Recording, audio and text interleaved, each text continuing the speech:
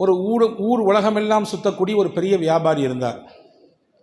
அவருக்கு ஒரு நாடு, வெளிநாடு, நம்முடைய நாட்டுக்கு வந்தார். வந்து அவருக்கு ஒரு ஆசை, இந்தியாவிலேருந்து ஒரு கிளி வாங்கிட்டு போகணும் அப்படின்னு. காட்டுக்கு போனார். கிளி வேட்டையாடி விற்கக்கூடிய அந்த இடத்துல ஒரு கிளியை வாங்கினார். கூண்டில் வைத்தார். தன்னுடைய இருக்கும் இடத்திலே வைத்து அதை வளர்த்து வந்தார், பராமரித்து வந்தார். இங்கே இருக்கக்கூடிய வேலையெல்லாம் முடிச்சுட்டு இப்போ மறுபடியும் ஊருக்கு கிளம்ப போகிறார், தன்னுடைய நாட்டுக்கு கிளம்ப போகிறார். இப்போது அந்த கிளி இடத்தில் சொன்னார், கிளியே கிளியே, நாம் நம்ம இந்த இடத்துல இருந்து நம்ம ஊருக்கு போக போகிறோம், நம்ம நாட்டுக்கு. உன் சொந்தக்காரங்க எல்லாம் நிறைய இருக்கிறாங்க காட்டில், கடைசியாக நீ அவங்கள்ட்ட ஏதாவது சொல்லணும்னு விருப்பப்படுறியா அப்படின்னு கேட்டார். உடனே அது சொல்ல அந்த கிளி சொன்னது, ஆமாம், என் சொந்தவங்கள்ட்ட போய் சொல்லுங்கள், நீங்கள்லாம் நல்லா சுதந்திரமாக வெளியே சுற்றிட்டு இருக்கீங்க, என்னை பிடிச்சி கூண்டில் அடைச்சி போட்டாங்க, நீங்கள்லாம் விரும்பின மாதிரி பலவிதமான கனிகளை சாப்பிட்றீங்க, எனக்கு என் எஜமா என்ன தரானோ அதுதான் சாப்பாடு, விரும்பியோ விரும்பாமலோ அதுதான் நான் சாப்பிட்டு ஆகணும். அந்த மாதிரி நீங்கள் நினச்ச இடத்துக்கெல்லாம் போகிறீங்க, ஆனால் எனக்கு இந்த கூண்டு தான் கதி. எனவே என்னுடைய விமோச்சனத்திற்கு நீங்கள்லாம் பிரார்த்தனை செய்யுங்க அப்படின்னு சொல்லிடுங்க அப்படின்னு இந்த கூண்டு கிளி சொன்னதான். இவரும் வாங்கிட்டு இந்த தகவலை கொண்டு போய் அந்த குறிப்பிட்ட இடத்துல போய் சொன்னார். இந்த மாதிரி உங்கள் கிளியில் ஒரு ஆளை நான் தூக்கிட்டு போயிருக்கேன், அவங்க உங்களுக்கு இந்த மாதிரியான விஷயம்லாம் சொன்னாங்க என்று சொன்ன உடனே அந்த கூண்டு கிளிகளிலே ஒரு கிளி மரத்து கிளையில் நின்னது. இதை கேட்ட உடனே அப்படி கட்ட கட்ட கடன்னு தன்னுடைய சிறகுகளை அடித்து கீழே விழுந்து பொத்துன்னு இறந்து போச்சு, செத்து போய்விட்டது. இதை பார்த்து இவருக்கு பெரிய வருத்தம் மனசில். எல்லாம் முடித்து வீட்டுக்கு போனார். கூண்டு கிளை இடத்துல போய் பார்த்தா, என்ன சொன்னீங்களா எல்லாத்தையும் அப்படின்னு கேட்டுச்சு அந்த கிளி. இவர் சொன்னார், எல்லாத்தையும் சொன்னேன், எல்லாரும் கேட்டாங்க, பரிதாபத்தோடு கேட்டாங்க, ஆனால் ஒரே ஒரு கிளி, அது உன் சொந்தக்கார கிளியாக இருக்கும் போல தெரியுது, உனக்கு ரொம்ப நெருக்கமான கிளியாக இருக்கும் போல தெரியுது, அது மட்டும் நான் சொன்ன ஒன்று கேட்டுட்டு அப்படி சிறகை அடித்து கீழே விழுந்து செத்து போனது என்று சொன்னது தான் தாமதம். கூண்டுக்குள்ளே இருக்கக்கூடிய கிளியும் சிறகை கடகட என்று அடித்தது, அதுவும் மண்டையை போட்டு விட்டது, இறந்து விட்டது. இந்த உரிமையாளருக்கு ரொம்ப பெரிய வருத்தம். ஆகா, அநியாயமாக ஒரு கிளியை கொண்டுட்டோமே, ஒன்று இல்லை 2 கொண்டுட்டோமே அப்படின்னு நினச்சி மனசு இல்லாமல் வேற என்ன பண்ணது, கூண்டு கிளியை கூண்டுக்குள்ளேயே வச்சிருக்க முடியும், சரி தூக்கி வெளியே போடலாம் என்று கதவை திறந்தார். தூக்கி எடுத்து வீசினார். வீசியது தான் தாமதம், பறந்து போய் மறுபடியும் அது மேலே உட்கார்ந்து கொண்டது. உட்கார்ந்து கொண்டு சொன்னதான், பெரிய வியாபாரியே, உலகமெல்லாம் சுத்தக்கூடியவரே, எனக்கு என்னுடைய இனத்து கிளி எனக்கு ஒரு பாடத்தை சொல்லிவிட்டது, உன்னிடத்தில் அதை தான் சொல்லிவிட்டேன். எப்படி இந்த கூண்டை விட்டு தப்பிக்க வேண்டும் என்று நான் எதிர்பார்த்து காத்திருந்தேன், பொறுமையாக இருந்தேன். எல்லாவற்றுக்கும் ஒரு காலம் இருக்கிறது இல்லையா, அவசரப்படக்கூடாது, கட்டப்புட்டா வரக்கூடாது, எல்லாத்துக்கும் ஒரு காலம் இருக்குது. அந்த காலம் வரும் வரை கொஞ்சம் காத்திருக்க வேண்டும். வயிற்றுக்குள்ளே இந்திரியமாக போகக்கூடிய துளி உடனேயே குழந்தையாக வெளியே வருமா? ஆகாது, 10 மாதம் எடுக்கும். அதற்கு ஒவ்வொன்றாக அல்லாஹ் சேர்த்து ஒரு குழந்தையாக வெளியே கொண்டு வருவதற்கு 10 மாத காலம் ஆகிறது. ஏன், உலகத்தை சனப்பொழுதில் படைத்தவனுக்கு நிமிடத்தில் குழந்தையை தர தெரியாதா? எல்லாவற்றுக்கும் ஒரு காலம் உண்டு என்பதை அல்லாஹ் கற்றுத் தருகிறான். கொஞ்சம் பொறுமையாக இருக்கணும். அதை மாதிரி நான் பொறுமையாக உன்கிட்ட இருந்தேன், மாட்டிக்கிட்டேன், இருந்தாலும் வெளியே போகணும், என்ன செய்கிறது? சமயோஜிதமாக யோசித்து என் கூட்டத்துக்கு செய்தி சொன்னேன். அந்த கூட்டத்து கிளிகளிலே ஒன்று சொன்னது, சாவதை போன்று நடி, நீ விடுதலை பெற்று விடலாம், செத்துப்போவதை போன்று நடித்து விடு, நீ விடுதலை பெற்று விடலாம். அது நடித்து காண்பித்தது, அது நீ செத்து உண்மையிலே போய்விட்டது என்று நினைத்து என்னிடத்தில் வந்து சொன்னாய், நானும் அதே போன்று நினைத்தேன், எனக்கும் இப்பொழுது விடுதலை கிடைத்தது. அன்பர்களே, ஏன் இந்த கதையை நான் சொல்லுகிறேன் என்றால், சில விஷயங்களில் காலம்தான் நமக்கு பதிலை தரும். காலப்போக்கில் எல்லாம் சரியாகும். நாம் நினைத்த விஷயத்திலே சில கொஞ்சம் நிதானத்தோடு பொறுமையோடு இருந்தால் நிச்சயமாக அல்லாஹ் அதற்கு காலத்திலே பதிலை கொடுப்பான். இன்றைய ஓதப்பட்ட சூரா யூசுப் அத்தியாயத்திற்கும் இந்த கதைக்கும் ஒரு சின்ன தொடர்பு உண்டு. என்ன தொடர்பு? யூசுப் அலைஹிஸ்ஸலாமை யாக்கூப் அலைஹிஸ்ஸலாம் பிரிந்து விட்டார்கள்.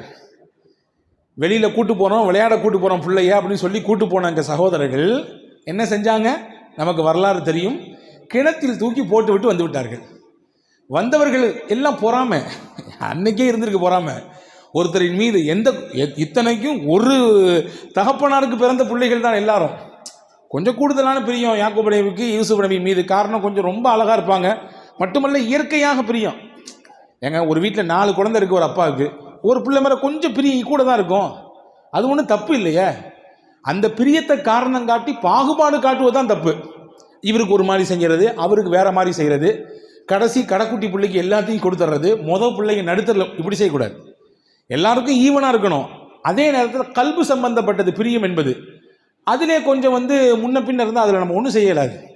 யூசுப் நபியின் மீது யாக்கூப் நபிக்கு கொஞ்சம் அதிகமாகவே பிரியம். கடைசி கொஞ்சம் கடைக்குட்டி பிள்ளை, இது மற்ற பிள்ளைகளுக்கெல்லாம் பிடிக்கல, இவரை கொண்டாதான் நமக்கு எல்லாம் கிடைக்குன்னு நினச்சாங்க, தூக்கிட்டு போனாங்க. நீன பெரிய வரலாறு.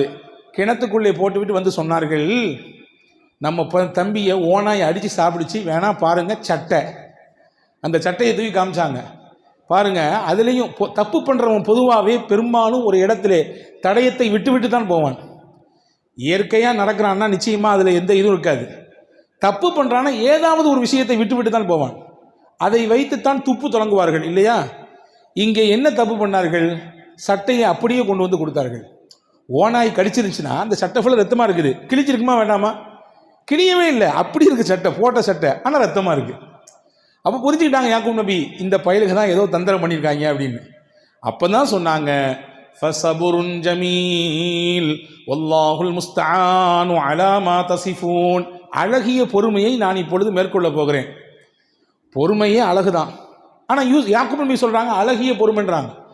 தஃப்சீரில் இதற்கு விளக்கம் எழுதும்போது சொல்கிறாங்க, அழகிய பொறுமைன்னா என்ன அப்படின்னா, அல்லாஹ் ஒரு சோதனையை கொடுத்தாலும் அவர் அல்ஹம்துலில்லாஹ்னு சொல்லுவார். அப்படி சொல்லக்கூடிய மனப்பான்மை யாருக்கு இருக்குதோ அவர்கிட்ட அழகிய பொறுமை இருக்குன்னு அர்த்தமா. அப்போ ஹஜ்ரத் யாக்கூப் அலைஹிஸ்ஸலாம் சொன்னாங்க, அழகிய பொறுமையை மேற்கொள்ள போகிறேன். பிள்ளையை தான் தொலைச்சாலும் என்னதான் ஆனாலும் அந்த மனசு கேட்குமா? 2018 என்னோட ஒரு ஹஜ்ஜிக்கு வந்திருந்தார். இந்த மிஸ்கீனுக்கு அல்லாஹ் ஹஜ்ஜி செய்கிற வாய்ப்பை கொடுத்தான். அவர் வந்தவர் அந்த ஹஜ்ஜி நிறுவனத்தினுடைய அந்த டிராவல்ஸினுடைய உரிமையாளர். நான் யார் என்னவெல்லாம் சொல்லவில்லை, பொதுவாக சொல்லுகிறேன். எல்லாம் முடித்து கிளம்பி கடைசியில் தவாஃப்லாம் செஞ்சுட்டு வெளியாகும்போது என்னை கட்டி பிடிச்சி ஒரே அழுக, பயங்கர அழுக. ஏங்க அழுகிறீங்க அப்படின்னு கேட்டேன். அவர் சொன்னார், 20 வருஷத்துக்கு முன்னாடி இங்கே நான் ஹஜ்ஜிக்கு வரும்பொழுது, அவர் 20 வருஷமாக சர்வீஸ் நடத்திட்டு இருக்காரு, என் பையனை கூட்டு வந்தேன், தொலைச்சிட்டேன், பிள்ளையை காணோம், இதுவரையே காணோம். 20 வருஷமாச்சு. நான் ஒவ்வொரு வருஷமும் பல தடவை வர்றேன் ஹஜ்ஜிக்கு வர்றேன், உம்ராவுக்கு வரேன், பல தடவை வர்றேன். எப்படியாவது எங்கனையாவது அந்த பையன் இருக்கிறான்ற செய்தியாவது எனக்கு கிடைச்சிடாதா, அதை நினைச்சு நான் சந்தோஷப்பட்டுருவேனே என்று நினைத்து நான் அழுகிறேன். எனக்கு ஒரு தகவல் வேண்டும் அல்லாஹ்வின் புறத்திலிருந்து. ஒன்று அவர் இருக்கிறாரு, இல்லை மூத்தாயிட்டாரு, ஏதாவது ஒன்றா கிடைக்கணும், ஒன்றுமே இல்லை என்று நினைத்து நான் 20 வருடமாக ஒவ்வொரு வருடமும் நான் ஹஜ்ஜை முடிக்கும் பொழுது அல்லாஹ்விடத்திலே கேட்டுவிட்டு தான் போகிறேன். இப்போ இழப்பு தான், பெற்றவங்களுக்கு இழப்புங்கிறது இழப்பு தான்.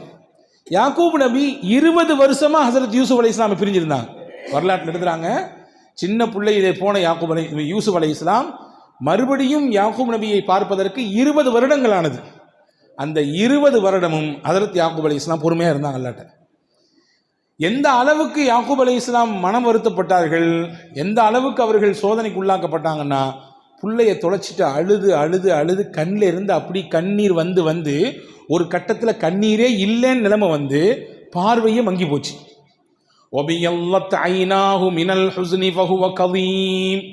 யாரிடத்திலும் சொல்லாமல் அதை மென்று முழுங்கி தனக்குள்ளேயே வைத்து அழுது அழுது கண் பார்வையே போய்விட்டது. அல்லாஹ் சொல்லுகிறான், கண் பார்வை இல்லாத நிலைக்கு அந்த கவலை அவரை கொண்டு தள்ளிவிட்டது. கவலை சாதாரண விஷயம் கிடையாதுங்க, ரொம்ப பெரிய நோய், இருக்கிறதுலேயே பெரிய நோய் அதுதான். பெரிய பெரிய பிரச்சனைகளை ஏற்படுத்திவிடும் கவலை. இப்பொழுது ஹஜ்ரத் யாக்கூப் அலைஹிஸ்ஸலாமுக்கு கண் பார்வையை எடுத்து விட்டது. ஆனாலும் அல்லாஹ்வின் மீது நம்பிக்கை இருந்தது. இழந்த பிள்ளை எப்படியும் திருப்பி கிடைப்பார் என்ற நம்பிக்கை. அன்பர்களே, நான் என்ன சொல்ல வருகிறேன் என்றால், பொறுமைக்கு நிச்சயம் கூலி உண்டு. நாம் தமிழிலே சொல்லி கேட்டிருக்கிறோம், பொறுத்தவர் பூமி ஆளுவார். பூமியவே ஆளக்கூடிய ஆற்றலை அல்லாஹ் கொடுப்பான். முஹம்மது ஸல்லல்லாஹு அலைஹி வஸல்லம் கிளம்பி வந்தாங்க, உம்ரா செய்யணும்னு வந்தாங்க. ஆனால் ஹுதைபியால தடுக்கப்பட்டாங்க. நபி இடத்திலே பவர் இருந்துச்சு, அப்போ ஆள் பலம் இருந்துச்சு.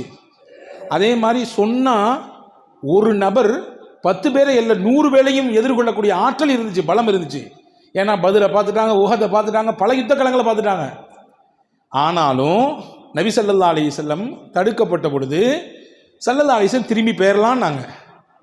அப்போ சஹாபாக்கள் செய்தனா உமர் ரலியல்லாஹு மட்டும்தான் சொன்னாங்க, நம்ம சத்தியத்தில் தானே இருக்கோம், நம்ம உண்மையில் தானே இருக்கிறோம், இந்த பயல்களுக்கு இன்னும் எத்தனை நாள் தான் இப்படி போகிறது, எப்படி அவங்கள கேட்டுக்கிட்டே எத்தனை நாள் தான் இருக்கிறது என்று ஹசரத் உமர் ரலியல்லாஹு அன்ஹு அங்கலாய்ந்து கொண்டார்கள். வரலாற்றில் எழுதுகிறாங்க, அவங்க மனசு பொறுக்கலை. உமர் ரலியல்லாஹு இவ்வளோ தூரம் வந்துட்டு உள்ளே போக முடியலையே, இம்புட்டு தூரம் வந்துட்டோம். ஹுதைபியாங்கிறது மக்காவிலேருந்து கொஞ்சம் தூரம் தான். நம்ம சரியான கணக்காக இருந்தால் ஒரு 10 கிலோமீட்டர் இருக்கும், அவ்வளோதான். அந்த 450 கிலோமீட்டர் கிராஸ் பண்ணி வந்தாச்சு. இந்த 10 கிலோமீட்டர் போகிறதுக்குள்ளே தடுக்கிறாங்களே, இவங்களை ஒரு கை பார்த்துட்டு போயிடலாமே நினைக்கிற நினைப்பு உமர் ரலியல்லாஹு நினைப்பு. ஆனால் அபூபக்கர் ரலியல்லாஹு போய் சொன்னாங்க, என்னங்க இது அப்படின்னு.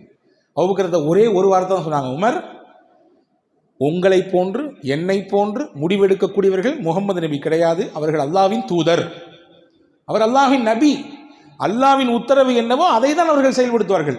எனவே நபி சொன்னால் கேட்கறது நம்ம கடமை. உமர் ரலியல்லாஹு இந்த விஷயத்தை நினச்சே வருத்தப்பட்டாங்களாம். மௌத்தாகிற வரைய நபிக்கு எதுதான் நம்ம பேசிட்டமே நினச்சி வருத்தப்பட்டு அதற்காக வேண்டிய சதகா செய்வாங்களாம். நபிக்கு எதிராக நம்ம அப்படி பேசிட்டோம், நபியை நம்ம சத்தியத்திலேயான்னு கொஞ்சம் ரோஷப்பட்டாங்கல்ல, அந்த ரோஷப்பாடு அந்த இடத்துல பட்டிருக்க கூடாது. நபியின் பொறுமை காக்குதல் தான், நபியின் நிதானம் தான் அந்த இடத்துல கரெக்டு, அதுதான் சரி. அந்த இடத்தில் நபி எடுத்த முடிவு தான், அந்த டிசிஷன் தான் கரெக்டா என்பதை கடைசி காலம் வரை செய்த உமர் ரலியல்லாஹு அன்ஹு உணர்ந்தார்கள் என்பதாக நாம் பார்க்கிறோம். அல்லாஹ் அந்த இடத்திலே நபி எடுத்த அந்த ஸ்டாண்டுக்கு ரொம்ப சரியான தீர்வை கொடுத்தான். அடுத்த வருஷத்திலே வெற்றியை கொடுத்தான்.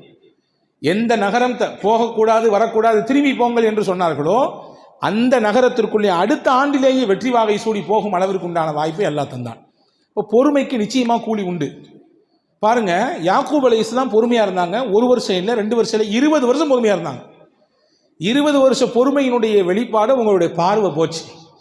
நீண்ட வரலாறு. நீங்கள் கண்டிப்பாக யூசுப் நபியினுடைய அத்தியாயத்தை எடுத்து படிங்க, கண்டிப்பாக படிங்க, அதனுடைய பொருளை படிங்க, அதனுடைய விளக்கத்தை முடிஞ்சால் நிறைய தமிழ்களில் புத்தகங்கள்லாம் வந்திருக்கு தமிழில், அதை வாங்கி கொஞ்சம் அப்படியே அலசி பாருங்கள். ரொம்ப சுவாரஸ்யமான அத்தியாயம். நீங்கள் படிக்கும் பொழுது அந்த வைக்கிறதுக்கே மனசு வராது. அது முடியும் பொழுது, வசனங்கள்லாம் முடியும் போது உங்களுக்கு மனசுலாம் வலிக்கும், ஏன்டா அந்த யூசுப் அத்தியாயம் முடியுது அப்படின்ற அளவுக்கு இருக்கும். ரொம்ப சுவாரஸ்யமான அத்தியாயம் அது. அப்படியே போகுது கதை. போய் கடைசியில் இந்த சகோதரர்கள்லாம் போய் யூசுப் நபியை போய் சந்திக்கிறாங்க. யூசுப் நபி அப்பொழுது ஆட்சி கட்டிலில் உட்கார்ந்து இருக்கிறார், மிகப்பெரிய ஆட்சி பொறுப்பு கீழே இருக்கிறார். இவங்க வறுமையிலையும் ஏழ்மையிலும் இருக்கிறாங்க. பற்றியில் காலம் எப்படி மாறிடுச்சு. எந்த யூசுப் வேண்டாம் நினச்சி கிணத்துல போட்டாங்களோ அவர் தூக்கி அல்லாஹ் எங்கே வச்சான்? ஆட்சியில் தூக்கி வச்சான். எந்த நபர்கள் யூசுஃபுக்கு எதிராக சதித்திட்டம் செய்தார்களோ அவர்கள் எல்லாம் அவரிடத்திலே போய் கையேந்தக்கூடிய நிலையில் வச்சுட்டான். இதுதான் காலம். எப்பொழுதுமே காலம் ஒரே பக்கம் நோக்கி காற்று அடிக்காது. தெற்கு பக்கம் அடிக்கிற காற்று ஒரு கட்டத்தில் வடக்கு பக்கமும் அடிக்கும். அதை நாம் யதார்த்தத்தை புரிந்து கொள்ள வேண்டும். இப்போ போய் நிற்கிறாங்க. இப்போ யூசுஃபை கண்டுபிடிச்சிட்டாங்க. உங்களுக்கு யூசுஃப் நீங்கள் என்ன செஞ்சீங்க உங்களுக்கு தெரியுதா அப்படின்னு கேட்டாங்க. இவங்க கேட்டாங்க, நீங்கள் தான் யூசுஃபான்னு கேட்டாங்க. ஆமாம், நான் தான் யூசுஃப். இந்த பக்கத்தில் இருக்கார், இவர் தான் என்னோடய தம்பி பின்யாமின். அப்படி சொல்லிவிட்டு, நீங்கள் ஒன்றும் கவலைப்படாதீங்க, எனக்கு இதெல்லாம் நிறைய நீங்கள் சதித்திட்டம் திட்டுறீங்க, நிறைய விஷயம் செஞ்சுருக்கீங்க, அதுக்கெலாம் நான் பழிலாம் தீர்க்க மாட்டேன், பழிலாம் கிடையாது. சரி, எங்கள் அத்தா எப்படி இருக்காருன்னு கேட்டாங்க. உங்களை நினச்சி அழுது அவருடைய கண்ணெலாம் பார்வை போச்சு அப்படின்னு சொன்ன உடனே யூசுப் அலைஹிஸ்ஸலாம் எந்த சட்டையை வைத்து யூசுப் செத்து போய்விட்டார், இறந்து போய்விட்டார் என்று இந்த சகோதரர்கள் சொன்னார்களோ அதே யூசுப் நபி அணிந்திருந்த ஒரு சட்டையை கலற்றி எங்க அத்தாவுடைய முகத்தில் கொண்டு இதை போடுங்கன்னாங்க. மறுபடியும் சட்டை வருது பாருங்க. யூசுப் நபியுடைய வரலாற்றிலே சட்டை என்பது 3 தடவை திரும்பி வரும். ஒன்று அவங்களுடைய அந்த கிணத்துல தூக்கி எறிகிற சமயத்தில், இன்னொன்று அந்த நாட்டினுடைய அரசி அவர்களை வல்கட்டமாக இழுக்கும் பொழுது, தப்புக்கு இணங்கும் பொழுது.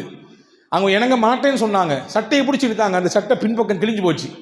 பின்பக்கம் கிழிஞ்சது தான் அவங்க நல்லவங்கன்றதுக்கு ஆதாரம். ஏன்னா இவர் வல்கட்டாயமாக போய் அந்த பெண்ணிடத்திலே தவறு செய்ய நினைத்திருந்தார், அந்த பெண் அதை விரும்பவில்லை என்றால் முன்னாடி பிடிச்சி எடுத்திருக்கோம். அப்படித்தான் தீர்ப்பு சொன்னார் வந்தவர். ஆனால் அந்த பெண் தான் இவரின் மீது ஆசைப்பட்டது, இவரை துரத்தியது, இணங்கவில்லை என்பதற்காக சட்டையை பிடித்தது, பின்பக்கம் இழுக்கப்பட்டிருக்கிறது, கிழிஞ்சிருக்குது. அப்போ இவர் மேலே குற்றம் இல்லை என்று தான் தீர்ப்பு சொல்லப்பட்டது. 2வது இடம். 3வது இடம், வாப்பாவுக்கு கண் பார்வை வரணுன்றதுக்காக வேண்டி சட்டையை கொடுத்து அனுப்புனாங்க. அங்கேருந்து கிளம்பிச்சு, மிஸ்ர் எஜிப்திலேருந்து கிளம்புது. இவங்க இருக்கிறது கனான் என்ற ஒரு இடம். கிளம்பும் பொழுதே சொன்னாங்களாம் யாக்கூப் நபி, என் புள்ள யூசுஃபனுடைய அந்த ஸ்மெல்லை நான் நுகர முடியுதுன்னாங்க. ஒரே யூசுப்னு இது 20 வருஷமாக சொல்லிட்டு இப்போ யூசுஃபனுடைய வாடை அடிக்குதா, என்ன வாப்பா இதுன்னு சொல்லி திட்டினாங்க பிள்ளைகள்லாம். வந்தவுடன் அந்த சட்டையை தூக்கி போட்டார்கள்.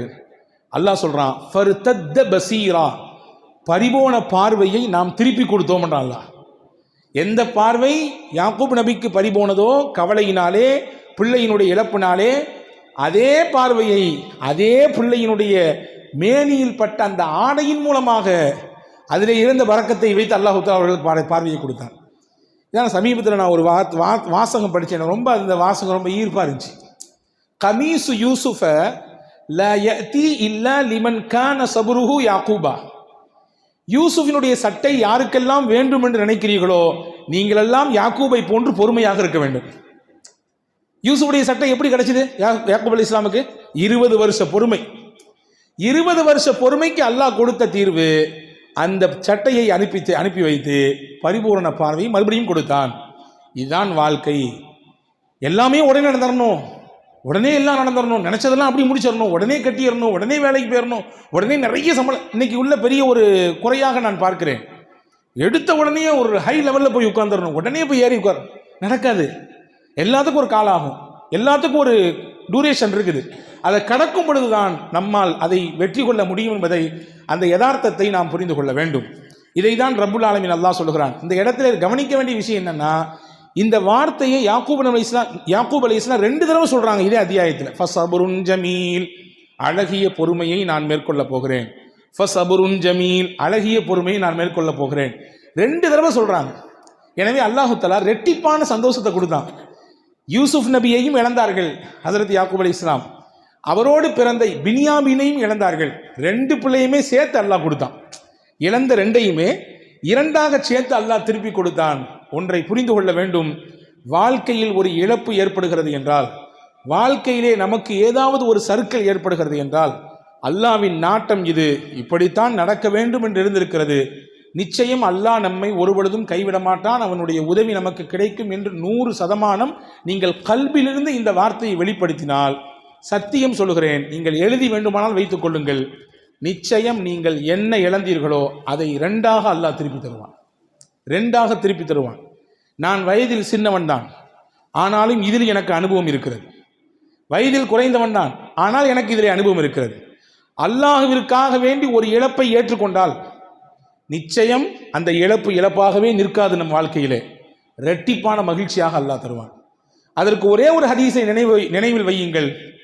பெருமானார் ஸல்லல்லாஹு அலைஹி வஸல்லம் சொன்னார்கள், ஒரு மனிதனுக்கு அல்லாஹ் ஒரு குழந்தையை கொடுத்தான். கொடுத்த குழந்தையை அவனே எடுத்துக்கொண்டான்.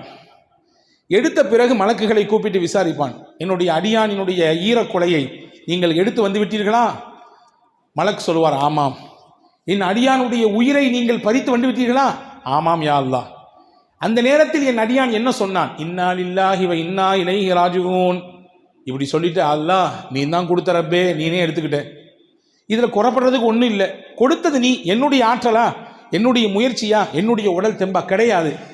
நீ தான் கொடுத்த, நீனே உன்னை புகழ்ந்தான் அல்லாஹ். என்னை புகழ்ந்தானா? அவ்வளோ பெரிய இழப்பில் எனக்கு புகழா சேர்ந்தாவன். உப்னு லஹு பைத்தன் ஃபில் ஜன்னா ஃபஸம்முஹு பைத்தல் ஹம்த். இந்த புகழுக்காக, இந்த இழப்பை ஏற்றுக்கொண்டு புகழ்ந்தான் அல்லவா, அதற்காக சொர்க்கத்தில் ஒரு வீட்டை கட்டுங்கள், அந்த வீட்டுக்கு பேர் வையுங்க, பைத்துல் ஹம்துன்னு பேர் வைங்க. பைத்துல் ஹம்த் என்றால் புகழுக்குரிய வீடு. அவனுக்கு அல்லாஹ் கொடுக்கிறான். எதற்கு? இழப்பை ஏற்றுக்கொண்டதற்கல்ல, அதை தாங்கிக்கிட்டு அல்லாஹ் நீ தான் கொடுத்த, நீனே தீர்வை கொடு அப்படின்னு கேட்டார்ல, அதுக்கு அல்லாஹ் கொடுக்கக்கூடிய பகரம். அது ஆகிரத்தில் பகரம், துன்யாலையும் கொடுப்பான் அல்லாஹ், இங்கேயும் கொடுப்பான், ஆகிரத்திலையும் கொடுப்பான். ஆனால் அதற்கு வேண்டும் ஒன்றே ஒன்று, பொறுமை, காத்திருப்பு, அல்லாஹ்விற்காக வேண்டி சகித்து கொள்ளுதல். இந்த பண்பு அல்லாஹ்விற்கு ரொம்ப பிடிக்கும் என்பதை பெருமானார் ஸல்லல்லாஹு அலைஹி வஸல்லம் அவர்கள் பல இடத்திலே சுட்டி காண்பிக்கிறார்கள். அதை தான் யாக்கூப் அலைஹிஸ்ஸலாம் செய்தார்கள். அதையே நாமும் நம் வாழ்க்கையிலே செய்வோமாக. வல்ல அல்லாஹ் தௌஃபீக் செய்வானாக. ஆமீன். வாஹிரு தாவான் அல்ஹம்துலில்லாஹி ரப்பில் ஆலமீன்.